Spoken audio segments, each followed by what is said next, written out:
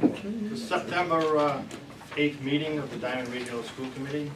Roll call. Mr. DiBiaseo. Here. Mr. Chase. Here. Mr. Jennings. Here. Ms. Menard. Here. Mr. Bevan. Here. Dr. Nero. Here. We have a quorum. In accordance to the Massachusetts General Law, Chapter 30A, Section 20F, any member of the public may make an audio or video recording of this public meeting.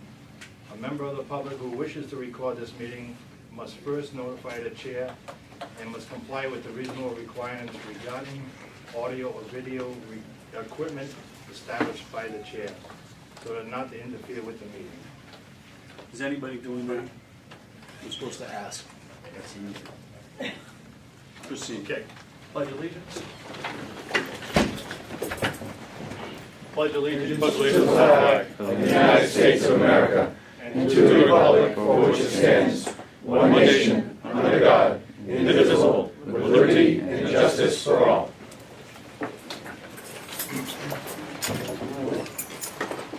Okay, we need to approve the minutes of August 11, 2016. Need a motion? So made. Need a second? Second. All in favor? Aye. Opposed? Unfinished business. We have social media. Yes, and I was instructed the last time by the committee to see if there are any other schools that are involved in social media.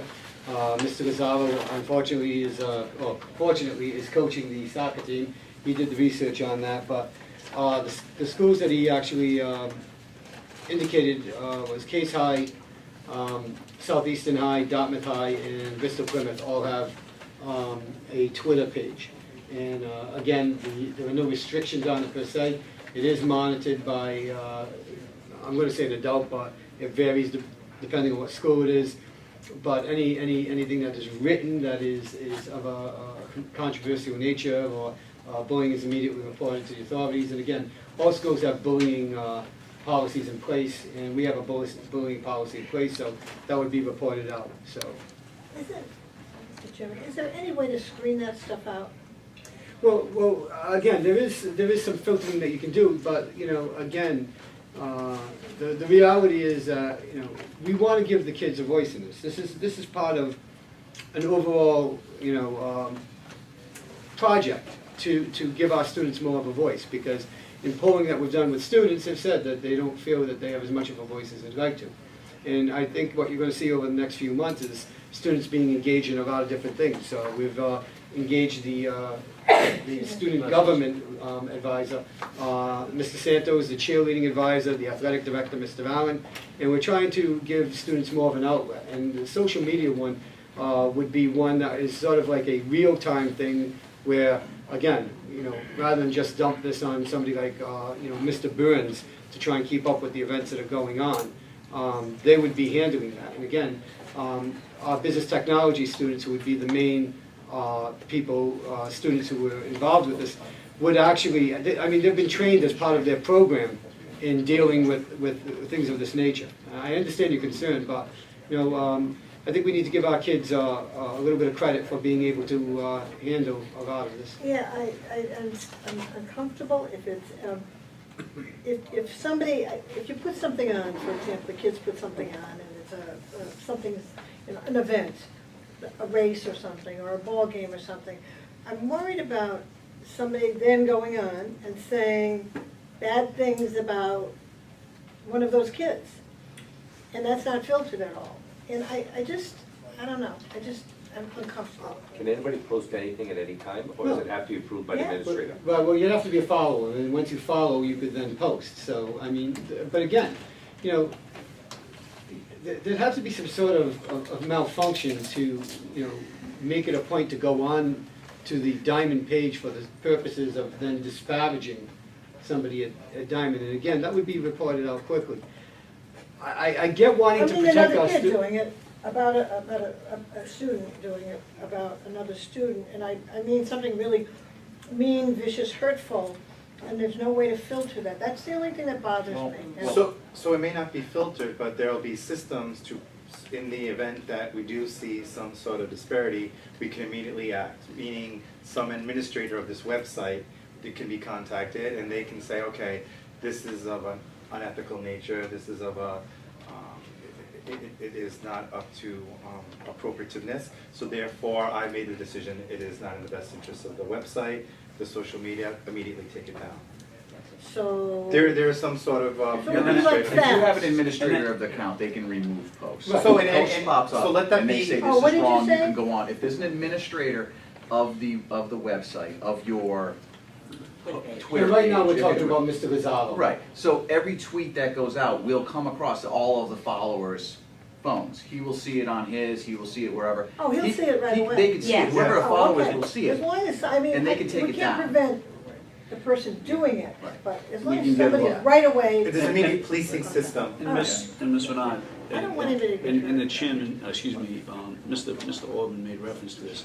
And then at that point in time, the school does have a mechanism through the bullying process to actually reprimand the person that did that. So it's not like it'll even get taken off and then nothing would happen. Then we could invoke a bullying policy in order to take action against the person, so they would know there's ramifications. And I would suggest even further that, quite frankly, I have a great respect for the humanity on the part of our students. They don't really, if they come across that, we're gonna know about it in 10 seconds. We have a pretty good trust system built here, and they're gonna let us know because they have a sense of justice. Well, I appreciate when Jeff said that. The administrator or somebody who's monitoring that immediately would be able to stop it.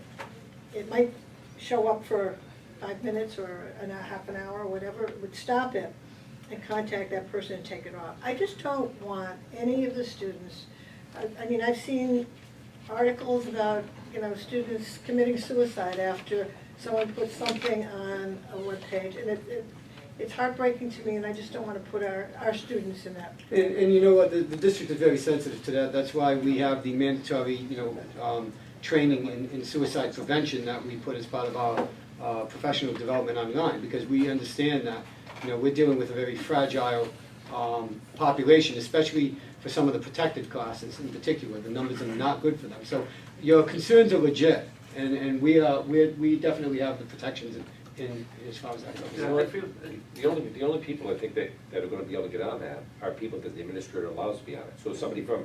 There's no one anonymous. A student from That's Durfee right. is not gonna be able to just sign on and badmouth Diamond. So if anybody's gonna say something, it's gonna be somebody administrator let on, and they can take that person's right away for taking them off the. Yeah, I mean, we'll be on top of that. And again, Mr. Gonzalo, for now, is going to be that person Okay. because, As long as Jeff said, as long as somebody monitoring it and it's taken off as soon as possible, I just want to protect all the students, especially the most vulnerable students who are sometimes a target of bullying and whatever, and discrimination. yeah, we understand your concern. I think it's Okay. legitimate, and we're gonna stay on top of that. I Okay. promise you that. Good. Okay, do I hear a motion? Motion made to accept the social media as written. Need a second? Second. All in favor? Aye. Opposed? Have it. Sure. As far as the biotechnology physics labs, we just did a tour of the locations, and we've asked the architect to come in, and if the chair would recognize the architect at this point, he can present his report. Yeah, the architect is standing in the back of the room, and that's Hi, everyone. Stephen Tucker. Steve Tucker, Ross Architects. Basically, I guess I've just been invited to give you a status update of where we are on the labs. As everyone can understand, labs of this nature are very technical. A lot of pretty difficult questions have been asked, and there's also a lot of answers that we're still waiting for to finish the design. And a lot of the questions have been affecting code, specifically right now plumbing code, and there's still some questions hanging out there that we're waiting for answers on. So that's kind of where we are in the design. I did bring a set of documents with me that I can leave with you, so you can see how much work we do have done. But I do have a binder of all the outstanding questions that we need to go over and finalize and so forth. So that's pretty much where we stand. I know we made several attempts. I know the idea behind this project was to try to get it done last summer, and we made several attempts to try to bring in manufacturers of equipment that are on the Massachusetts state purchasing list to try to get that stuff in the works and going, because typically they have long lead times. But for whatever reason, that didn't happen. So That's pretty much what we did. What we did is we've now taken that information, figuring that we're not going to be able to go that path, and we've added it back into the bid documents. So we'll be bidding it out as one package. So that's pretty much the long and short of where we are. The question I have is, where we stand right now, we know the money that we've spent already. Do you have any idea of an estimate of how much more this is gonna cost us to finish this project? We haven't sent it to our estimators yet because it's not complete. It typically takes 2 weeks for our estimators to complete the estimate, but we do not send it to them until the entire project is completely together, because we only own so many estimates with our estimator. So that's kind of where we are. We need to get these questions answered, and then once we do, it'll take about 2 weeks to get that estimate. Mr. Alden, those questions that he had, is that something that your committee overseeing that biolab is going to be answering, or is that for the committee members? I think quite frankly, because of the scope of the project and the size of it, I think it should combine a number of different demographics, including the committee members who are on the subcommittee, certainly. We should certainly bring in the supervisor of buildings and grounds, obviously the administrators, and maybe even the department head of the science department, so we can get together and get cogent answers on that everybody agrees to before we then, because I really don't want to waste Mr. Tucker's time. I want to make sure that when we're ready to go with everything in front of us. So. A lot of them are very technical questions that very few people can answer. We've gone through and we've vetted out most of the issues. Where we have sticking points is one of the things we asked for very early on was a chemical list, which is very important to the local code officials with regards to what chemicals are being used in the facility. And we're still waiting on that list from the school. Another question was how we deal with bio-waste, because it has been indicated that we will have some sort of bio-waste, and that ties into the building, the plumbing code and the code issues. So I've asked our plumbing engineer to specifically ask the questions that we need answers to, and he has put it in writing, and it's been emailed out. So we've been waiting on that. These were just emailed out, or is this something No, we've been this waiting is for a while? This has been a month or so. Yeah, and then there's only one other thing, which is just upfront stuff with regards to core reforms, standard front-end documents that we still need as well. So, but the technical stuff is really what my engineers are waiting for. So I think perhaps, because I think this has taken several turns in the last several months, and we're definitely on a different path now, perhaps if you could send Mr. Orban and myself a list of all questions from and what people you're waiting to hear. Okay. And then we will track that down so that we can get So when we have the meeting, we'll have all these answers? We'll have a better Okay. idea And of then what have your a follow-up estimate meeting? is. Okay. I Yeah, think it's the not a other thing that problem. we have to do, quite frankly, is talk to other schools who are dealing with these questions, because I'm sure there's a number of other schools that have the same situations, the same questions that have come up. And again, the handling of biohazard material is a significant question that needs to be addressed up front. Do you think, Mr. Orban, that by the next school committee meeting, or should we postpone it until November for this gentleman to get all his answers? And we can, at that meeting there, we can have these answers. Well, I'm not privy to the book, but I would suggest, seeing that we've talked about the fact that we're not going to rush into anything, and I'll speak with Supervisor Buildings and Ground, but I don't think 1 month will make or break it, as far as, I'd much prefer to take extra time to get all of the answers that are. Have a meeting maybe at the building. That's my thinking. What you can do is, once you get everything that you need a packet, then we can call a meeting and sit down and. Yeah, you have to be very careful with the answers. And Yeah. I've kind of put that out there because they will trigger other things in the code if it comes out. I cautioned everyone, maybe I cautioned everyone a little too much because I didn't get any answers at all. You gotta be very cautious about what chemicals you use, what sort of hazards you're evacuating from the labs and so forth. All right, in that meeting, maybe we should have someone that has that specialty. The teacher who will be Yeah. teaching the bio. So we also need people, quite frankly, again, who, my suggestion would be, people involved in schools, that are involved in the building of schools or the addition of schools, that have had to do this recently. And this way, we have the most up-to-date information relative to this. So we'll chase down we've got Mr. McCarthy from the School Building Authority coming sometime in October. He should have a pretty good idea of some of the schools that have recently done science rebuilds, for lack of a better term. And then we could get more information from, I think, these places that would be more timely. It's the biotech lab that's Right. of concern. The physics lab is not a big deal, but the biotech lab is kind of atypical to schools, to public schools. It's more towards a collegiate level. Oh, is that something we should be looking at, maybe DEP or somebody, or? I don't know, it's more to do with your teacher and what program they're gonna run. They need to be very clear on what they're going to do, what their intentions are. Okay. Deb, we just did one at BCC, so maybe that person could help. Yes, I think, as Steve was saying, though, it's all about what particular path we're gonna take at the high school level as opposed to a college Correct. level. And I think a lot of the direction that we've been waiting for is from the teacher Okay. herself. And of course, the summertime is a difficult time for some of the staff to be involved.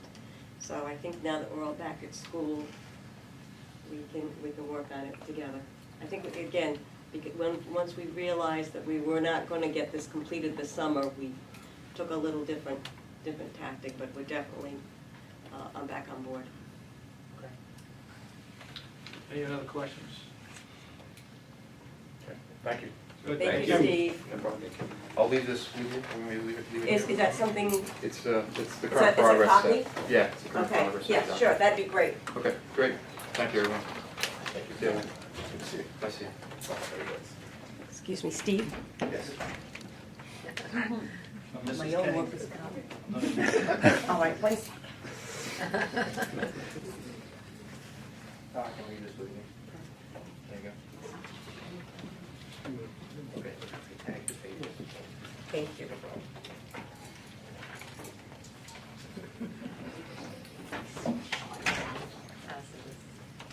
The other thing on unfinished business is we had a meeting prior to this with the House Building Subcommittee and the renovations, and one of them was that the coolers for the cafeteria, we need to put in pylons for that. So, Mrs. Kenny, we need to take A vote for allowing us to go out for bid. As Mr. Benavides had mentioned during that meeting, we'd like to do it in two stages. The first is that we'd get the piers in during this school year, and that we could complete that, and it would be prepared for the second portion, which is the refrigeration. We expect the piers to be between 45 and 60,000. Mr. Chairman, if I may, where is it on the agenda? He's giving an update on the House Building Committee. House Building Committee. On the unfinished business. He's giving an update on the House Building Committee. Okay, but it's not an agenda item? Well, I'm looking at the agenda. It's not there. Okay, because usually we do give an update on the. But it's listed, if you're gonna, especially if you're gonna take a vote. Okay. Why don't we hold off on that vote? Yeah. How about that? Yeah, I don't, is it something that's, No, it's not It's immediate. not something we It- can it bring can on the new definitely wait. business to get it done? Something Yeah, to it bring should on be the on new the business? theoretically, it should be on the agenda, Mr. DiBiaseo, for purposes of discussion. I just, Okay, All right, that's what fine. we'll do is we'll Update bring it it back next month. next month. Not a problem. I apologize, but I just wanna be certain, because And that's these are, why these are now we being have some watched, and attorney. they just had another issue before the Attorney General in the Florida School Committee, the same thing, they just got actually cited. Okay. Okay, Okay, we'll put that on the agenda for next month. sure. I think just for this, moving forward, because the House Building Subcommittee normally meets before the Always have it full, on there. just always have it on there, if there's nothing, you can skip it. Usually it is. I know, that's why I Yeah. was wondering. That's my error, I'll take full responsibility for it. That's okay. All right. Where was that? Next, under new business, we have personnel. Yeah, we recently hired Mrs. Lisa Dumont to be the director of the practical nursing program. She's doing a really outstanding job. we sent the credentials into the nursing board, and they wrote back to us, and they suggested that, based on what she had sent in, although she is certified to be a director of the LPN program, the nursing board is suggesting that she does not have enough education hours, education teaching hours in for that. She is short a number of hours. So we have put an appeal into them, and we've given them a more detailed account of the hours of education teaching she's done. Unfortunately, this is going to take a little time, and what they're saying to us is that you cannot go during that time without having somebody, even as an interim. So the suggestion was to find somebody who would be an interim. Currently, we have Mrs. Barbara Patera, who is being paid as a consultant to the program. We've spoken to her and asked her if, until we can get this cleared up with Ms. Diman, if she would be willing to step in as a interim, and she has agreed that she would do that. I'm a huge supporter of Mrs. Patera, and I think she brings an incredible amount of gravitas and credibility to the program, and I think it would be a good idea to approve of that at this point. Okay. You just want to go over some appointments that we... Sure. Do you need a vote for that? He has He authority has as the authority. principal. But the, So I'm sorry, Ms. Donovan, is Ms. Dumont on hold right now, or is she no, teaching? she's acting one acting of our of LPN teachers? Well, she is the director of the program right now. Okay. Again, she was licensed, she has the credentialing So we're for gonna it, have her in place, and we're gonna hire somebody else to come in and work with her that has the licenses at this point. only because they're telling us that we have to do that. They again, so. She was deficient in so many hours. Is it a substantial amount of hours? They or- originally had said 5 months, and what happened was we've put together a grid for them to try and narrow that down. So they're going to be taking a look at what we've sent in, because some of the stuff that she sent in, we don't believe that she was being specific enough relative to If it was the. recalculated to our satisfaction, maybe not be that deficient, so. It might. We're thinking, looking at what we've recently sent in, approximately three months. In the meantime, she's teaching, Right. so she's gaining hours as well. See, one more question I have for Ms. Donovan is, as you know, the LPN program has always been in the red. Is this gonna put us further in the red by doing this? Well, it's going to be another cost, but I have a breakdown right now of the monies that we have We to do date. have an update later on. We do. On the LPN? Right, we'll be able to talk about that. Okay. It's a good question. So we'll give you your support on that at this point. Okay, have a number of appointments. Sure, Mr. Aaron Azevedo as the graphic communications paraprofessional, Mr. Judson Chapman as the science instructor, Mrs. Jennifer DiBiasio as the graphic communications instructor, Mr. Corey Luz as the carpentry paraprofessional, Mrs. Gorman Ribello as the health assisting instructor, and Mrs. Maureen Lacasse as the English language arts instructor. She was a half-time instructor, a part-time instructor that we moved to full-time with the ascension of Dr. Warren into the administration team. So she basically has replaced Dr. Warren at this time. Have all the appointments been filled, or? They have. We have a couple of long-term positions that we're trying to fill right now. For example, we know that we're going to have a business technology instructor that's going to go out on maternity leave. We're trying to get a long-term substitute for that. That's a tough position to fill. We're looking at a math long-term substitute position because we have currently one instructor who's out. We're going to have another one that's out in October. The hope is that the person that we have replacing the one that is out will be able to replace the one that will be going on maternity leave in October. So if that doesn't happen, we're still advertising in the event that, for whatever reason, that other person doesn't come back. So other reappointments include Erica DiBiasio as a culinary arts paraprofessional. Okay, next is personal additions. Mr. Chairman, if I may, I'm once again going to ask the board, I mean, it's in your memo, what the 4 positions under consideration are: the public relations coordinator, school psychologist, grant writer, part-time, security officer, part-time, 2. I'm going to respectfully request that this matter be carried over to the next meeting, because I think that it would probably be safe to have them all listed individually. for purposes, again, of the open meeting law and the agenda. So what I would recommend to the committee, and Mr. Orban can speak, but I would suggest that any action on any of those not be taken tonight, that a full advertisement be put in place. And if the board has any questions and/or concerns regarding any of those 4 positions, because they're in your memo, that you would address them to Mr. Orban prior to the next meeting, and that they would be put in the agenda and list every individual position.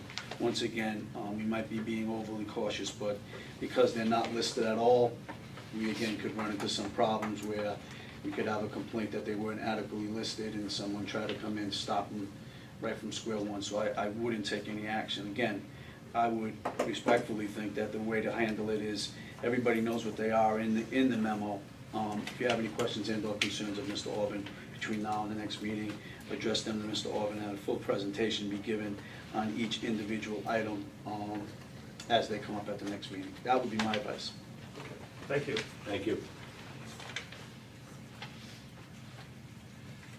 Other matters, school improvement plan? Yeah, what you have as part of your package is the school improvement plan that we're looking for approval for. A committee met last year to put this together. The plan that you have in front of you represents, we made a little bit of a modification to what the committee had determined based on the state initiatives. There were 5 state initiatives, and if you take a look at each one of the goals that we have, the state initiative that it addresses is listed in there. For example, if you take a look at the first goal that we have, which is on the 1, 2, 3rd page left, goal number 1, address state student growth percentiles, or SGP. The district goal that aligns with that is curriculum, framework, and assessment. One of the things that this administration is trying to do, not trying to do, is going to do, is we're going to make sure that the state initiatives align with the district's goals, with the school's goals, with the teachers' goals. And I've asked Dr. Warman, who is our new academic coordinator, to just speak a little bit about the school improvement plan, if you would recognize her at this point. So in looking to the school improvement plan, as Mr. Robbins said, one of the focuses that we really had was to align everything in order to streamline the process to make sense and make everything more uniform. We're also looking at having our educators align their goals and encouraging them to look to align their goals with the school improvement plan, so that as we put together meaningful professional development, that professional development can satisfy needs within the school improvement plan, the district improvement plan, which is currently under construction, and kind of set up some common goals for the district, so that we're all kind of heading in the same direction at the same time.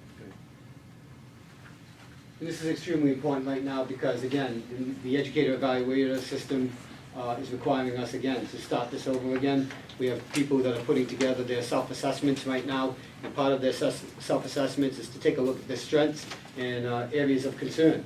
And in setting up both their professional practice and student learning goals, they need to take a look at the state initiatives or the state goals to align them to that. And that's why in the next meeting, we're going to be talking in greater detail about social emotional learning and how we're aligning our professional development with this. So we're looking for approval of the school improvement plan at this point.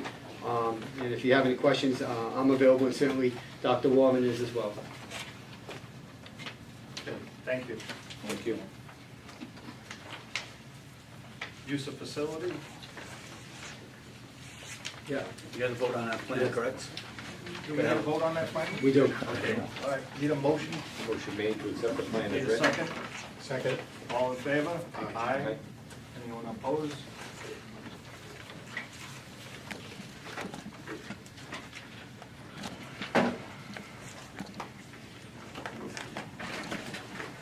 Use of facility, we have a request from the Rotary Club of Fall River to use the room 251 on Sunday, November 6, 2016, from 6:30 a.m. to 1 p.m.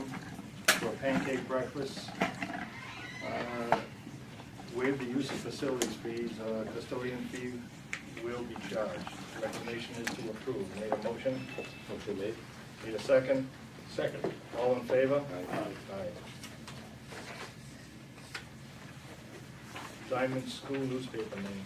Yeah, as many of you know, the name of the Diman Schools newspaper is The Tradesman. When the administration got together and took a look at that, we thought that that language was a bit antiquated at this point, seeing that, quite frankly, we have a large population of women here at the school, and, you know, the tradesman seems to be a little bit of a bias towards the men. Again, reflected in the fact that when, you know, a few decades ago, that this was basically a man's school. And so what we're looking at is the possibility of changing the name to something a little bit more, not only, and I don't want to say politically correct, but something what I think better represents our student population. The other thing is that the tradesman, we feel, doesn't reflect the academic gravitas that we demand of our students. And in fighting that bias that we deal with in terms of people not thinking that you can go to Diman and get a college education, we thought that we would bring the name of the school newspaper to a little bit more of a 21st century kind of title. So that's what we're looking at. So you have plans to try to get a substitute for this name? Or- We are, yes. Okay. So plans have been made. We wanted to present that to you basically, so, you know, you would, you know, not that we need necessarily school committee approval, but we wanted to, you know, if there's any, you know, opinions on that, we'd be more willing to. That name's been there since Tom and I were in school, and you were in school. I mean, change the news, change the lettering, I mean, that's part of the school. Well, you know, What is? Name of the paper. It's always been the school newspaper. Yeah, and I'm just saying to Tom, it's kind of like a lost thing, go on.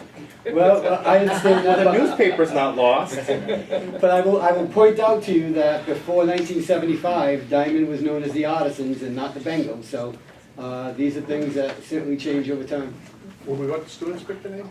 You know, again, we're trying to do this in an expeditious fashion. We certainly want to present that to the student government and see what the student government would like to do with it. We're not necessarily, you know, against something like that, but again, we want to have a formal process. We want to give students a voice, and this was the message that was sent to the students at the beginning of the year. We want you to have a voice, but we want it to be an educated voice, and one that is backed by reason, research, and intellect. So we have no problem with that, Mr. Chase, but we definitely want a procedure, not a popularity contest, because, again, because something is popular doesn't mean it's right. It's a student's newspaper, let the students choose that. Understood. The government, the student body, and see what they come up with. Sure, I think it's a good idea. That's why we came up with it. Time to change, great. Look forward to hearing that. Next, LPN financial report. Okay, Ms. Thompson has given you a document that is a grid. I'm going to sort of cut away from a lot of the intricacies of this and get right to the meat of the report, which is on page number 3.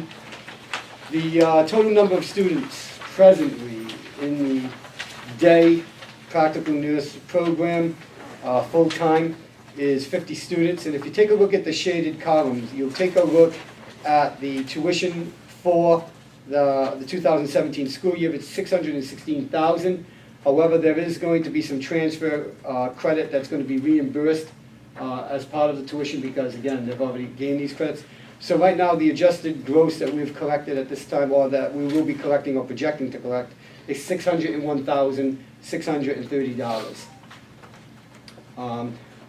At the next meeting, we're hoping to have the part-time information. As you know, we had a personnel change relative to the bookkeeper over there, so she's trying to catch up with a lot of the information. But we thought, you know, knowing the history of what's been going on, we wanted to give you this information and want to continue to give it to you throughout the year.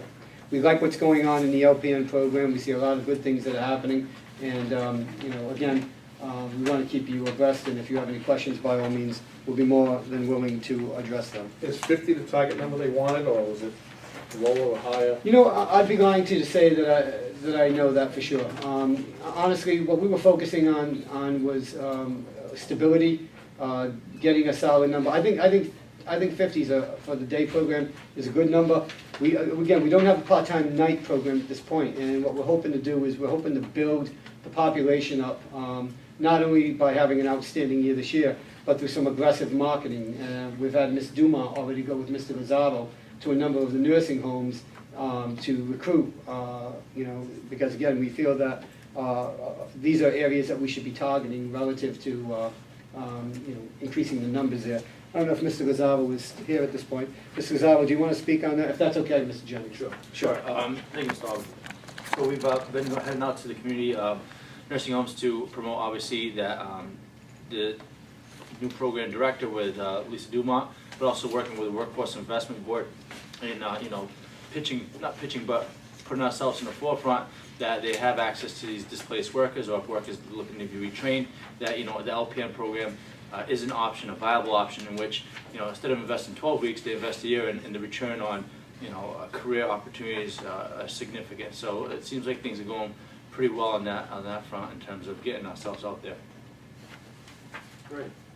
So again, this isn't a one-for. Mr. Lozado is going to be going out on a regular basis with Ms. Dumont, because again, one of the selling points that we're trying to let the public know is our practical nurse program has a tremendous return on investment. You're looking at somewhere in the vicinity of around $12,000 in tuition, and the practical nurses, once licensed, are starting in the area of $40,000 a year, plus a lot of them are giving signing bonuses. So we feel that this program, within the next couple of years, we want to have a waiting list for it, and we really want people knocking at the doors for it. And we believe with the staff that we have in place right now, we're going to be able to do that. So I'm really excited about what's happening right now, and it's a credit to the staff.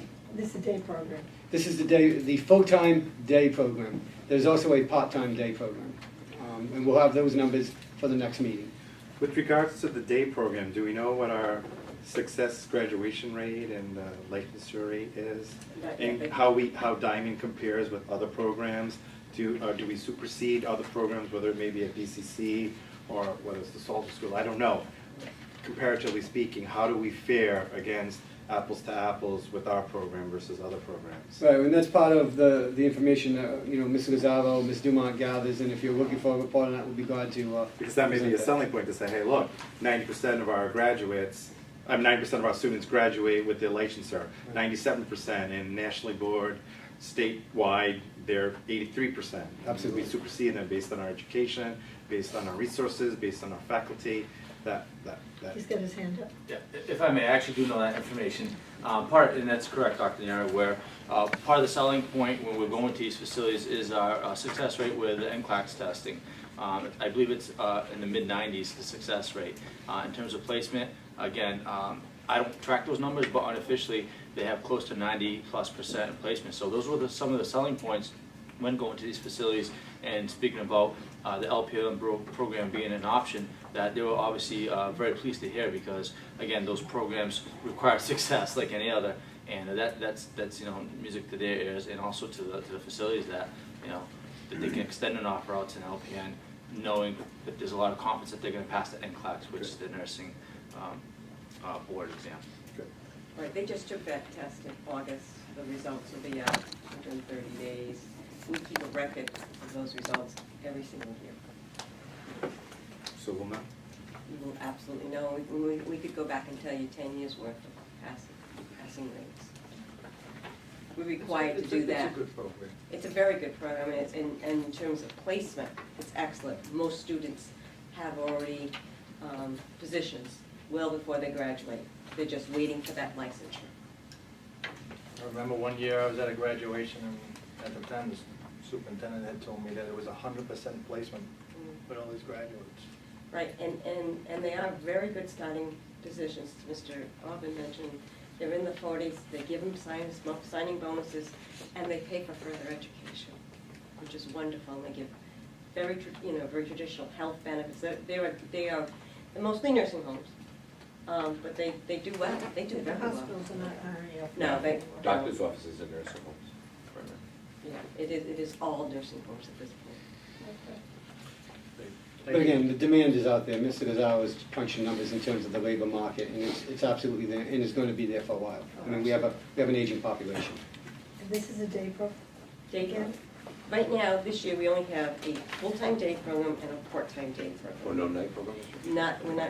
We completed a night program last year, and we needed some time to, with new management, to redesign the program so that we're better prepared for when we do accept a part-time program again. We have a lot of new staff, so it's gonna take time to All new orient them, and so, again, what we wanted to do is we wanted to start on a relatively smaller, scale, have success, and then move forward from there, because again, Financially viable for us? we're doing better than we were. These numbers are encouraging, quite frankly. Are they counted as day students? Yes, Oh, good. absolutely, both That's part-time good. and. I get it. Thank you. Next, moving on to expenditure approvals.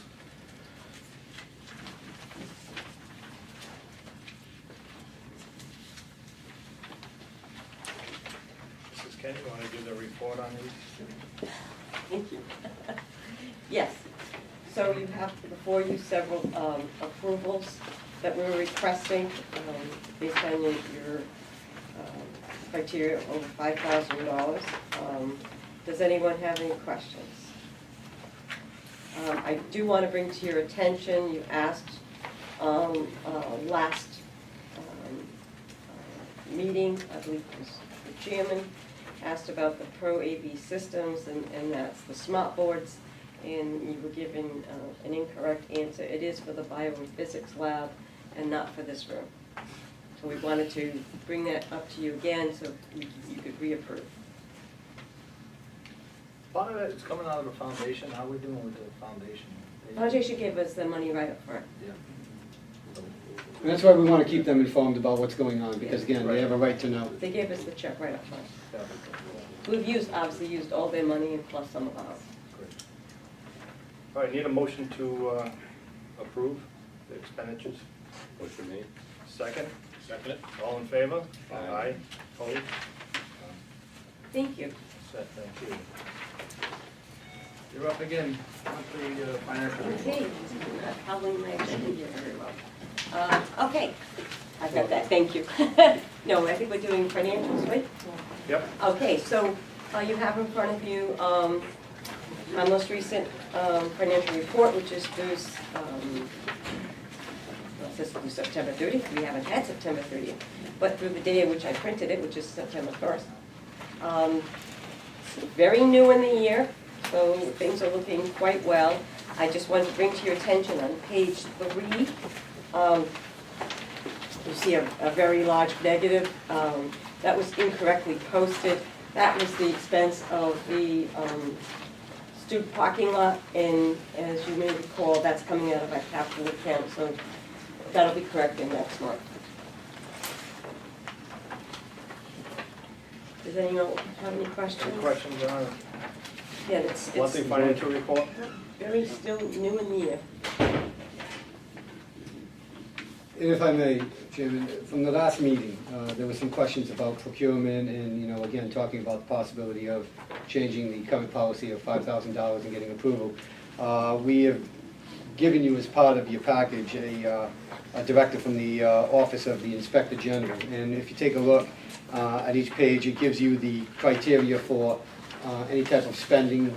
For example, building construction contracts under 10,000, sound business practices. And again, there's a number of them that impact schools for the most part.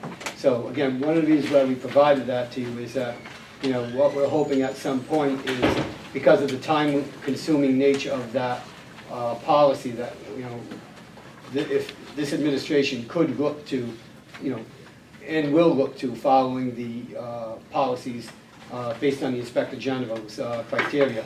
And then maybe we can, hopefully get rid of that. Because again, when we talk about spending in the school, for example, for things like supplies, $5,000 is a blink of an eye, I hate to say it, but. I think the main reason that we put that in there was so the school committee has an idea of what's being spent.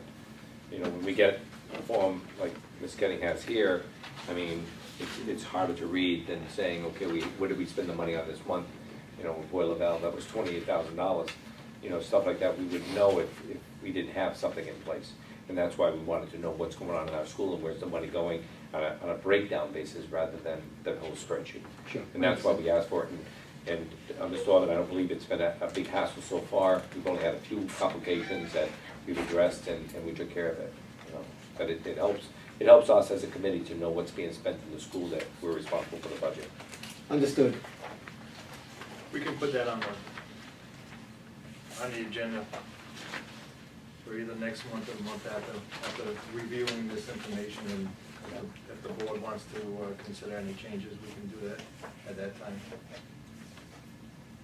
Thank you. Okay, thank you. Superintendent's report? Yes. First of all, I'd like to start off by thanking the committee for allowing us to provide our opening day orientation to our staff. The staff on August 30th came in, and it wasn't just the teaching staff, it was all of the staff, because one of the things that this administration is trying to do is include everybody, because sometimes in a school, the ancillary staff, which is a huge part of the success of any building, can get forgotten. Well, not in this case. Because of your generosity and your ability to allow us to have breakfast and lunch, we had what I would consider to be a very exciting opening day. We had a guest speaker, John Stetson, who I will suggest entertained the crowd to a degree that we were not expecting. The fact that he only charged us $1,400 for the presentation that he did for us was incredible. We were so excited about it that we're hoping to get him back for our senior class, because we believe that our seniors would be absolutely wowed by the presentation. Interestingly enough, it wasn't, geared towards just teaching. It was geared about, sending a message about making positive change and things of that nature. And, when a lot of the teachers got together with the administration, when we really need to do this for our senior class, because it really was a powerful message. And again, if you talk to some of the staff, and again, they were all here, I think they'll tell you it was really exciting. So I really want to thank this committee for putting out that expenditure, because it was a very special opening day. And I'm hoping that we can do that going forward, barring any type of financial crisis at this point. School did open for students on August 31st. We had opened up with 1,392 students, and I will go over the package with you in the yellow folder, which has been provided to you. There is some demographic information there, and I do want to point out that the district worked really hard to save money on that. Those folders were 7 cents a piece, and Mrs. Thompson was instrumental in saving the district money on that. So I wanted to point that out right off the bat. Another hallmark of this administration is that we're going to not waste our teachers' time and staff's time, and we're going to provide them with quality professional development.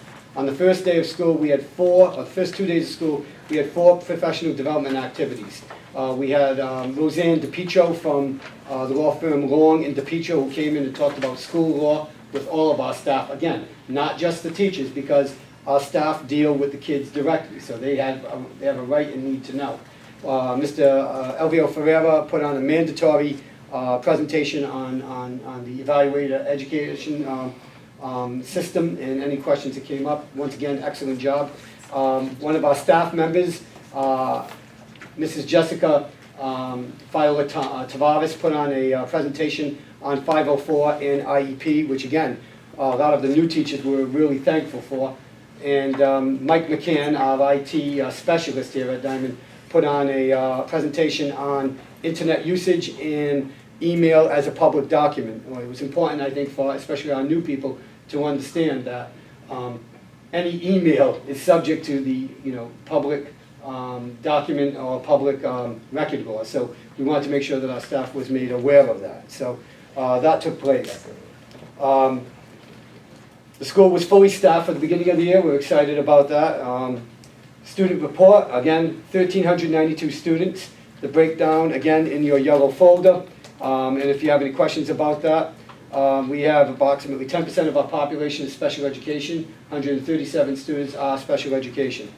Under state initiatives, we talked about the school improvement plan, alignment of the school improvement plan with the 5 state initiatives, professional development to support that, and the administrator and teacher SMART goals that will also align with that. Preliminary MCAS results are embargoed. We cannot share any information with you. The embargo should be lifted sometime on September the 23rd. We will have the information for the MCAS, on our MCAS performance ready for the next, and it will be on the agenda for the next meeting. I will tell you that this administration is not sitting around. We're already analyzing the data from the MCAS results, and again, we will have a report to present to you and any action plan that may or may not be needed. Okay, so again, that will be on the agenda for the next meeting. We are researching the district's responsibility relative to reporting the student report card. Under the No Child Left Behind legislation, we had to present to the public and the parents a report card on the student, the school's performance. Obviously, we now are under ESSA, Every Student Shall Succeed Act, and we are taking a look at what the requirements are for reporting. Our guess is it's going to be similar, and we're going to have a report card sent out as well, but we're looking into that right now. LPN update, again, we've given you 50 full-time, 18 part-time. We've given you the financial report. On a lighter note, the annual pancake breakfast that is sponsored by the PAC will be taking place September 25th, 2016, in room 251 between 8 a.m. and 1 p.m. We certainly want to invite you to that, and again, that sort of aligns with the alumni car show, which they do in the afternoon typically. So again, it'll both be happening on the same day. We have the Portuguese Kids Comedy Show coming on October 29th. The Craft Fair, November 13th. Again, we've mentioned the Alumni Car Show and Rocking for Scholarship. And not on there, but again, I mentioned earlier, we're looking to try and sponsor some kid events here. And I say kid, but young adult events. One of the things that seems to be taking off in an anecdotal sort of survey of our students is a movie night on the football field. They seem to be pretty excited about that. Of course, we're a little bit concerned about the fact that the county is just sprayed for mosquitoes. So again, you know, we're going to keep all that into consideration, but we really want to open up this building to our students. The other thing that I've spoken to the athletic director about is Friday night sports. I want some type of a sport here every Friday night. So if the football team is away playing Friday night, I'd really like to have, you know, under the lights, the girls soccer team, you know, you can't have cross country obviously, but certainly volleyball in the gymnasium. We really need to build our school spirit. And we think that Friday night, if students know that there's something every Friday night here, they're more than likely to come. And to be honest with you, again, you're going to hear a lot of this, it's going to tie to the social emotional. We're trying to grab the kids as soon as we can because we know with the opioid situation that we have, if we don't grab them early, we're going to lose them. And once we lose them forever. So you're going to hear this from me all the time. And I'm going to be presenting this to you and advocating for that. Working very hard with the guidance department to try and grab our students early so that we can keep them. Great. Thanks. Thank you. I have a question for Mr. Adams. Ninth grade, we have 360 new freshmen. That's correct. Is that the number that We're looking at 365, and as a matter of fact, as we speak, more students are being admitted. I have Mrs. Miller here, who is more than willing to present to you. She is the Director of Guidance and in charge of recruitment and admission of students. Yes, so we've been working on those numbers. I just accepted 15 students. Of those, I think I got 8 yeses. So I'm working on that right now. As of today, the number is 360. We're at 365. I just added a couple of sophomores too, so I'm still working on it. I just wanted to... No, and then what you should know is one of the things that we're doing differently is all of the new students who are going to be admitted, we're here with their parents. We brought the parents in to let them know what the expectation is, because again, they've already missed the admissions night, but we don't want them to miss the information. So the message was sent to them. Ms. Thomas does a great job with the freshmen, and we're lucky to have her. And so the parents were very responsive about what our mission is here and what our expectations are of our students. Where are we taking these kids from? Because we had a concern about a particular town that was looking to get some kids in, and Right, typically, what I have had the openings is Fall River. That's where I've been losing kids. So I'm still trying to keep it within the percentages right. of where the numbers were.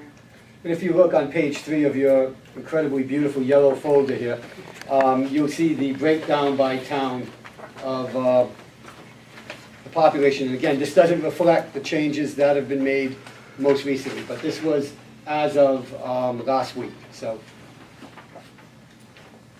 And I can offer an update if you want. That would be swell. So right now, my target rate for Fall River is 76.5%. I have 76.44. Somerset is 7.4%, and that's, I don't have anybody on the wait list for that. My target for Somerset is 9.8. Swansea, I'm at 8.4. My target is 8.2. Westport is at 7.95.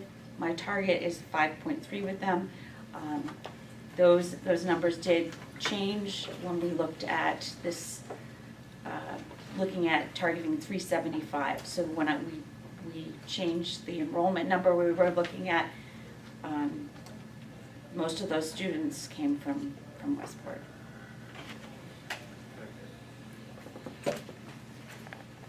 You find that Somerset was the only one that didn't have, We do. We have a little difficulty recruiting. We've made some headway with them. This past year, we finally had access to all of the Somerset students when we went to do presentations. They used to just have kids sign up. We'd have a small group. There's still being a lot of messages sent out to Somerset students. Think it had something to do with the new regional school they built? or- It's, yes, quite possible. Do they have a lot of vocational programs in the school? No? It's in Somerset, I'm In not. the new school? No? The only thing I would ask is in the future, if you're gonna go into like Somerset, if you could notify myself, I don't know how the other members from the other sending towns, but maybe we'd like to go along with you. That would be and talk, and terrific. we'd like to participate if we can. I mean, I know our schedule is busy too, but if you could let us know ahead of time and we clear our schedule and. Absolutely. Go up to the towns. That would be great. Yeah, in point of fact, what we're asking really from the representatives of the towns is maybe do a little bit of legwork as far as letting them know what our concerns are, because again, we're trying to be very aggressive. I believe we sent Mr. Gazzaro last year with a couple of members of the, the guidance office, because again, we're just struggling in Somerset right now. We're trying to meet that. We have a couple of students that we send out. We're really excited about a new recruitment video that should be ready for this year. So we're working on it. Thank you. thank you.